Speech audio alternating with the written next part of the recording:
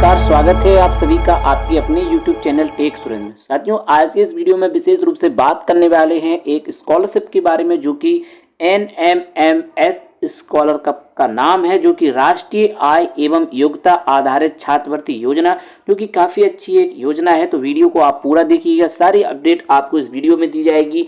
साथ ही इसमें कौन पात्र होते हैं और कितने रुपए तक की है स्कॉलरशिप है और किस सरकार के द्वारा यह जारी की जाती है, सारी अपडेट आपको इस वीडियो में मिलने वाली है। तो आपको बता दें कि NMMS स्कॉलरशिप यानी कि राष्ट्रीय आय एवं योग्यता आधारित छात्रवृत्ति योजना परीक्षा 2024-25 उत्तर प्रदेश सरकार की ओर से इसका जो है आदेश जारी कर दिया गया है। साथ ही यूपी NMMS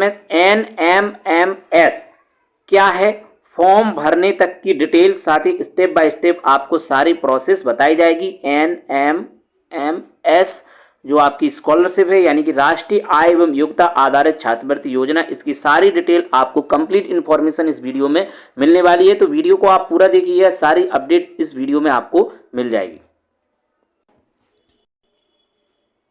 तो राष्ट्रीय आय एवं योग्यता आधारित परीक्षा जिसकी हम बात कर रहे हैं, काफ़ी अच्छी एक एग्ज़ाम है, जो कि यह स्कॉलरशिप जो है NMMS क्या है, पहले आप समझे कि NMMS है क्या। यह जो है national means cum merit scholarship है, जिसका हिंदी में नाम है राष्ट्रीय आय एवं योग्यता आधारित छात्रवृत्ति योजना, जो कि परीक्षा ये केंद्र प्रायोजित स्कॉलरशिप यानी कि केंद्र सरकार के द्वारा यह स्कॉलरशिप स्टार्ट की गई थी और यह मानव संसाधन विकास मंत्रालय के तहत स्कूली शिक्षा और साक्षरता विभाग द्वारा शुरू की गई। NMMS योजना का मुख्य उद्देश्य यह है कि समाज के आर्थिक रूप से कमजोर वर्ग के मेधावी विद्यार्थियों को माध्यमिक स्तर की शिक्षा प्राप्त करने के लिए वित्तीय सहायता मिल सके। वह कक्षा 8 में ड्रॉप आउट, बीच में हुई पढ़ाई छोड़ देना दर को रोका जा सके। NMMS योजना के तहत कक्षा 9वीं से 12वीं तक के विद्यार्थियों को 1200 रुपए की आर्थिक सहायता प्राप्त होगी। सभी राज्य अपने स्तर से परीक्षा कराते हैं।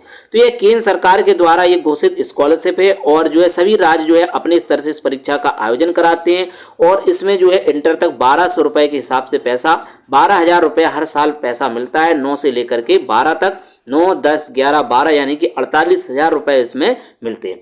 इसकी शुरुआत की बात करें, यह सन 2008 से यह शुरुआत इसकी की गई थी और इसमें फॉर्म भरने में कोई भी शुल्क नहीं लिया जाता है। वहीं इसकी पात्रता की बात करें तो सभी राज्यों में एक प्रकार से देखा जाए जो इसकी पात्रता की शर्तें हैं वो लगभग सेम है। इस परीक्षा में वे ही छात्र छात्राएं सम्मिलित हो सकते हैं जिन्होंने सत्र 22-23 में, तो ये 2024-25 की बात कर रहे हैं जिसके आवेदन अब शुरू हो चुके हैं और यूपी में भी इसके फॉर्म भरे जा रहे हैं, जिसकी कक्षा 7 की परीक्षा न्यूनतम 55% अनुसूचित जाति व अनुसूचित जनजाति वर्ग के लिए 5% की छूट होगी। अंकों के साथ उत्तीर्ण होना चाहिए। तो यहाँ पर कक्षा 7 जो है 2022 में आप पढ़ रहे हो न्यूनतम 55% के साथ, जिन्होंने 2022-23 की बात हो रही है, यहाँ पर कक्षा 7 की परीक्षा न्यूनतम 5% के साथ पास कर ली हो, 55% और 5% की छूट यहाँ पर SC और ST अभ्यर्थियों को दी जाएगी। ठीक है, इसको समझे। इसके बाद वर्तमान सत्र में जो है इस समय जो है कक्षा 8 में पढ़ रहे हो, ठीक है, 2022-23 में जो है कक्षा 7 की परीक्षा पास कर चुके हो, वो भी 55% के साथ और 5% की छूट SC ST को दी जाएगी। और वर्तमान में 23-24 के सत्र में जो है वो कक्षा 8 में पढ़ रहे हो, तभी वो 2024-25 में आवेदन कर सकते हैं। तो आप क्लियर समझें कि 2022-23 में कक्षा 7 में 55% के साथ पास होना चाहिए। सिर्फ जो है SC ST को यहाँ पर 5% की छूट होगी। और वर्तमान सत्र यानी कि 23-24 का जो सत्र है उसमें कक्षा 8 में अध्ययनरत होना चाहिए, जो कि राजकीय, स्थानीय निकाय एवं अशासकीय सहायता प्राप्त होना चाहिए, किसी प्राइवेट में नहीं होना चाहिए। और साथ ही इसमें कुछ और अपडेट है, उसको आगे बात करेंगे। वहीं अभिभावक की कुल वार्षिक आय जो है मेनली है 3.5 लाख रुपए होने चाहिए, यानी 3,50,000 रुपए से अधिक इसकी आय नहीं होनी चाहिए, यानी कि उनके अभिभावक की आय जो है 3.5 लाख रुपए से अधिक नहीं होनी चाहिए। वहीं परीक्षा का आयोजन प्रत्येक जनपद के निर्धारित केंद्रों पर इसका होता है और ऑनलाइन आवेदन करने की जो अंतिम तिथि है वो 18 सितंबर 2023 है। यहाँ पर उत्तर प्रदेश की बात हो रही है। परीक्षा की तिथि 5 नवंबर 2023 है। वहीं अन्य पिछड़ा वर्ग, अनुसूचित जाति और अनुसूचित जनजाति स्वतंत्रता संग्राम सेनानी के आश्रित तथा शारीरिक रूप से चुनौतीग्रस्त अभ्यर्थी द्वारा आरक्षण संबंधी तहसीलदार सक्षम अधिकारी द्वारा निर्धारित प्रारूप निर्गत प्रमाण पत्र ऑनलाइन आवेदन अपलोड करना अनिवार्य है। आरक्षण प्रमाण पत्र अपलोड न होने दशा में उन्हें सामान्य श्रेणी के अभ्यर्थी भांति माना जाएगा, जिसका संपूर्ण उत्तरदायित्व अभ्यर्थी का होगा। आरक्षित श्रेणी के अभ्यर्थियों को स्वयं का आरक्षण प्रमाण पत्र अपलोड करना होगा। तो यहाँ पर आप जिस कैटेगरी से हैं उस कैटेगरी का आपको एक प्रमाण पत्र अपलोड करना होगा, यानी कि आपको जो है जाति प्रमाण पत्र इसमें अपलोड करना होगा, जो कि तहसीलदार या सक्षम अधिकारी से बना होना चाहिए। अगर आपने स्वतंत्रता संग्राम सेनानी के आश्रित का लिया है या आपने विकलांग का लिया है तो उससे रिलेटेड भी डॉक्यूमेंट आपको अपलोड करने होंगे। वहीं आगे बात करें तो इस परीक्षा में ही, तो इस बारे में आपको पहले ही बता चुके हैं। आगे देखें कि इसके लिए कौन पात्र नहीं है, तो इसके लिए जो है जवाहर नवोदय विद्यालय, केंद्रीय विद्यालय, सैनिक स्कूल, राजकीय, आवासीय एवं प्राइवेट विद्यालय में अध्ययनरत छात्र छात्रा इस परीक्षा में सम्मिलित नहीं हो सकते। तो जो भी बोर्डिंग स्कूल है यानी कि आवासीय विद्यालय हैं उनके छात्र या छात्रा इसमें शामिल नहीं हो सकते हैं, और साथ ही प्राइवेट विद्यालयों के बच्चे भी इसमें शामिल नहीं हो सकते, यानी छात्र छात्राएं इसमें शामिल नहीं हो सकते हैं। बाकी सभी राजकीय और प्राथमिक स्कूल में जो 8 से ऊपर तक के विद्यालय हैं, यानी कि 8 में जो बच्चे पढ़ रहे हैं वो विद्यालयों के बच्चे जो है इसमें शामिल हो सकते हैं, यानी प्राइमरी और माध्यमिक स्कूल तक के बच्चे इसमें शामिल हो सकते हैं। क्योंकि कक्षा 8 तक का मांगे तो कहीं पर जो है कंपोजिट विद्यालय हैं जो 1 से 8 तक भी हैं, और कहीं पर जो है 6 से 8 तक, 6 से 12 तक के स्कूल भी चल रहे हैं, तो उसके बच्चे इसमें शामिल हो सकते हैं। लेकिन यहाँ पर नवोदय विद्यालय के और सैनिक स्कूल, राजकीय, आवासीय एवं प्राइवेट विद्यालय के बच्चे इसमें शामिल नहीं हो सकते हैं। तो ये काफ़ी अच्छी जो है पहल है, जो कि सरकारी बच्चों के लिए ही है एक प्रकार से देखा जाए तो।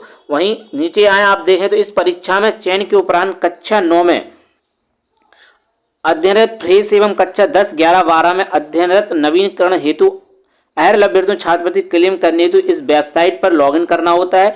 नेशनल स्कॉलरशिप पोर्टल अपना डाटा स्वयं अपलोड करना होगा। नेशनल स्कॉलरशिप पोर्टल एक निर्धारित निश्चित तिथि तक के लिए खुलता है। इस अवधि में यदि कोई अहर्ल लाभार्थी अपना डाटा पोर्टल अपलोड नहीं करता है तो अपलोड करने के उपरांत विद्यालय नोडल अधिकारी स्तर से जिला नोडल अधिकारी द्वारा सत्यापन से संबंधित किसी भी प्रकार की त्रुटि होने पर संबंधित अभ्यर्थी द्वारा जिस स्तर से INO एवं DNO त्रुटि समस्या प्रदर्शित होती है वहां संपर्क कर त्रुटि समस्या निराकरण पोर्टल खुला रहने की अवधि तक कराने की जिम्मेदारी स्वयं संबंधित लाभार्थी की होगी तथा पोर्टल बंद होने के उपरांत भविष्य में छात्रवृत्ति के लिए कोई क्लेम आवेदन स्वीकार नहीं होगा। उसके पश्चात संबंधित विद्यालय के प्रधानाचार्य, प्रधानाध्यापक एवं जिला विद्यालय नीचे अपलोड किए गए डाटा को ऑनलाइन सत्यापित करेंगे। परीक्षा में चयन के उपरांत उन्हीं छात्र छात्राओं को कक्षा 9 से 12 तक की छात्रवृत्ति दी हुई। तो देखिए, एक बार एग्जाम पास करने के बाद आपका लिस्ट में नाम आने के बाद आपको भविष्य में अगर कक्षा 9 में आपको स्कॉलरशिप लेनी है तब आपको जो है पोर्टल जो दिया हुआ है उसी पर जो है आपको एक जो है आवेदन करना होगा और उस पर अपनी जानकारी अपडेट करनी होगी, तभी जाकर के आपको कक्षा 9 में स्कॉलरशिप मिलेगी। इसी प्रकार से 10, 11, 12 में भी स्कॉलरशिप के लिए यही प्रक्रिया आपको अपनानी होगी। ठीक है, तो जो कक्षा 9 से 12 तक राजकीय, स्थानीय निकाय, अशासकीय सहायता प्राप्त जवाहर नवोदय विद्यालय जैसे केंद्रीय विद्यालय एवं सैनिक स्कूल, राजकीय, आवासीय एवं प्राइवेट विद्यालयों को छोड़कर विद्यालय निरंतर संस्थागत रूप में अध्ययनरत हों।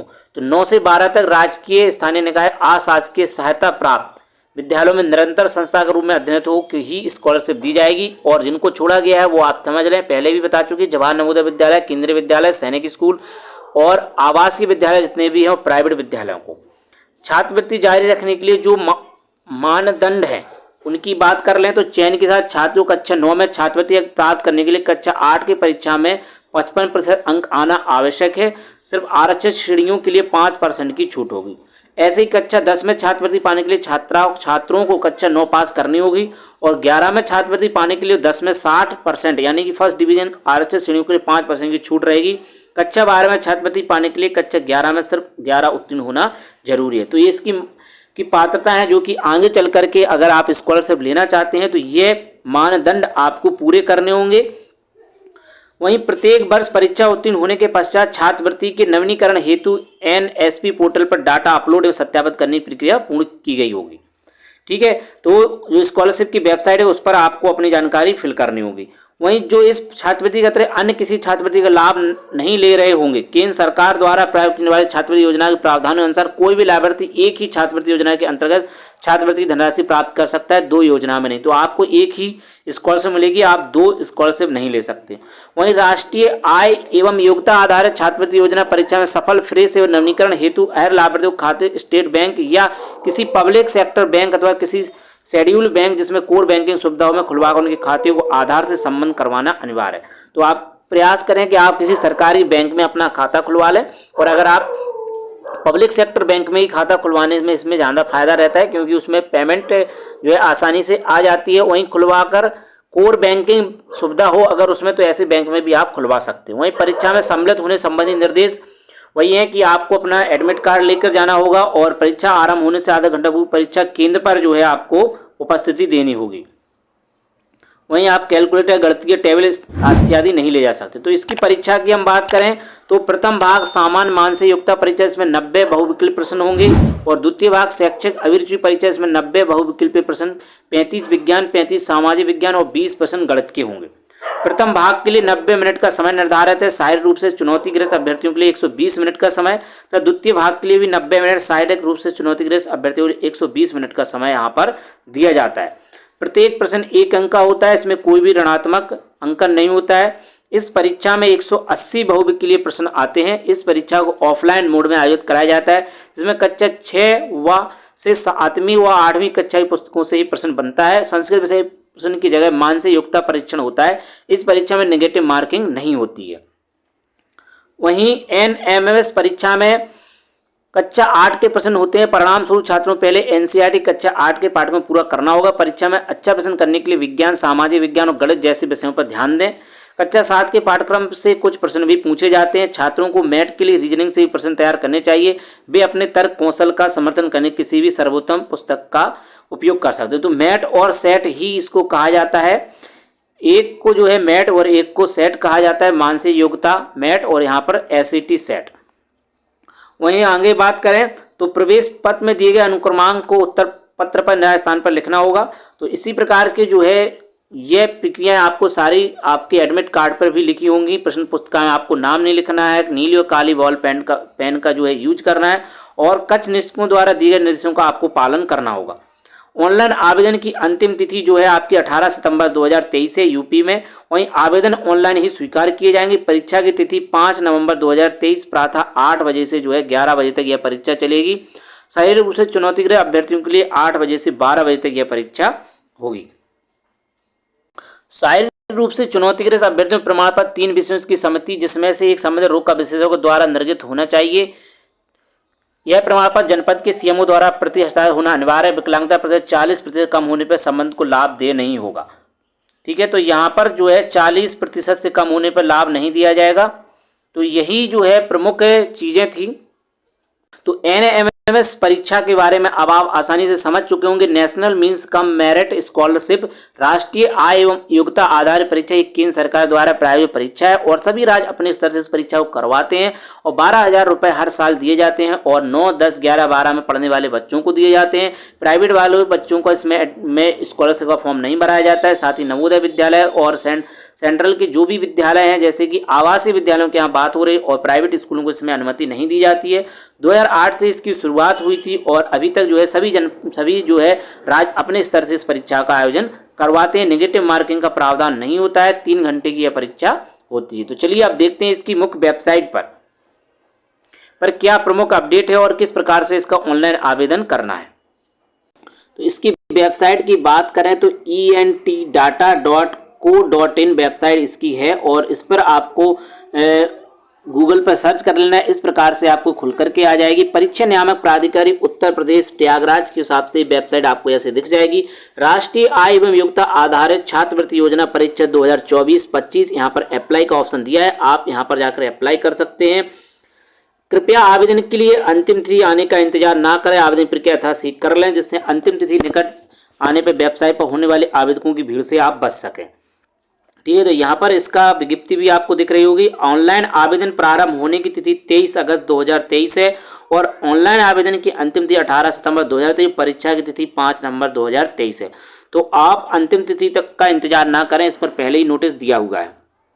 तो यहाँ पर जो है अप्लाई नाउ पर क्लिक करके देखते हैं। अप्लाई नाउ पर आप जैसे ही क्लिक करेंगे, इस प्रकार से वेबसाइट आपके सामने खुल करके आ जाएगी। यहाँ पर आप देख रहे होंगे ऑप्शन कई सारे हैं। यहाँ पर स्टेप 1 में आपको रजिस्ट्रेशन करना है, फिर डाउनलोड स्कूल सर्टिफिकेट करना है। स्कूल सर्टिफिकेट को आपको अपलोड भी करना है, इनकम का सर्टिफिकेट भी अपलोड करना है, और एक आपको फोटो और सिग्नेचर आपको अपलोड करने होंगे।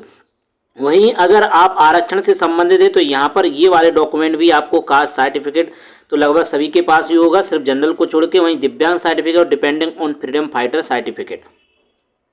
तो यहाँ पर पहला पहला स्टेप रजिस्ट्रेशन का है, इसमें आपको रजिस्ट्रेशन यहाँ से करना है। वहीं आपको करेक्शन के संबंध में बाद में जो है अपडेट दी जाएगी। वहीं संशोधन की बात करें तो आवेदन की अंतिम तिथि के बाद संशोधन के लिए समय दिया जाएगा। कृपया संशोधन संबंध में मेल या SMS ना करें। धन्यवाद entdata.co.in। यानी कि संशोधन के लिए भी बाद में मौका मिलेगा, लेकिन आप फॉर्म को जो है सही से फिल करें। संशोधन का मौका आप ना लें, क्योंकि फॉर्म आप एक बार में ही सही से फिल कर दें तब सही रहेगा। अगर आपकी कोई भी गलती होती है तब आप जो है बाद में इसका मौका दिया जाएगा। यह जो है वेबसाइट की द्वारा बताया भी गया है।